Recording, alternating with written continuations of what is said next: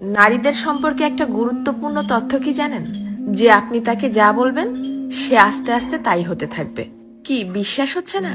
এই যেমন ধরেন আপনি তাকে বললেন যে তুমি দেখতে কিন্তু ভারী মিষ্টি, তখন সে পরিপাটি হয়ে নিজেকে আরো গুছিয়ে রাখা শুরু করবে। আপনি যদি তাকে ভালো বলেন সে আরো ভালো হতে থাকবে। আপনি যদি বলেন যে তোমার মনের মধ্যে অনেক মায়া, ভালোর জন্য তুমি নিমেষেই যে কোনো কিছু কুরবানি দিতে পারো, তখনও সে সেটা রপ্ত করতে শুরু করবে। কিন্তু যখনই আপনি তার খুঁত ধরা শুরু করবেন, তার ছোট ছোট ভুলগুলোকে বড় বানিয়ে তাকে সবার সামনে অপমান করে ছোট করবেন, সে এটা পারে না, সে ওটা করে না, সে একজন বেয়াদব, সে একজন অসভ্য, মুখে মুখে তর্ক করে, সে একজন মারাত্মক রাগী, তেজি, জিদ্দি মহিলা, এ ধরনের কথাগুলো যখন তাকে কষ্ট দিয়ে বলবেন, সে কিন্তু আস্তে আস্তে তাই হতে থাকবে। কারণ তখন সে ইতোমধ্যেই জেনে গেছে যে আমার আর ভালো কিছু প্রকাশ করার মতো কিছু নেই।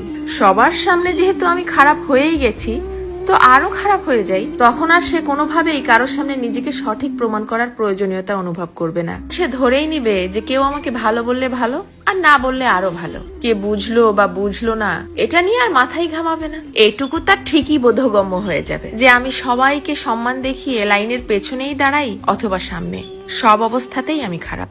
আর এভাবেই আস্তে আস্তে আপনি তাকে হারিয়ে ফেলবেন। আর একজন নারী কখনোই একদিনে বা একটা কারণে নিজেকে সরিয়ে নেয় না, এর পেছনে থাকে কোটি কোটি কারণ। এজন্যই কথাই আছে না যে কথাতেই জয় আবার কথাতেই ক্ষয়। কারো ভুল ধরিয়ে দিতে হয় একান্তে, সবার গোপনে। আর কারো প্রশংসা করতে হয় তাকে সামনে রেখেই সবার সামনে। কারো প্রশংসা করাও কিন্তু একটা মহৎ গুণ, যা মানুষের স্বভাব এবং আচরণকে নিমিষেই পরিবর্তন করতে পারে। মানুষ কথা তো বলতে শিখে যায় 2 বছরে, কিন্তু কোন কথা কোথায় কিভাবে বলতে হবে সেটা হয়তো শেখা হয় না 50 বছরেও। এটাও কিন্তু মানুষের জীবনের একটা বড় ব্যর্থতা।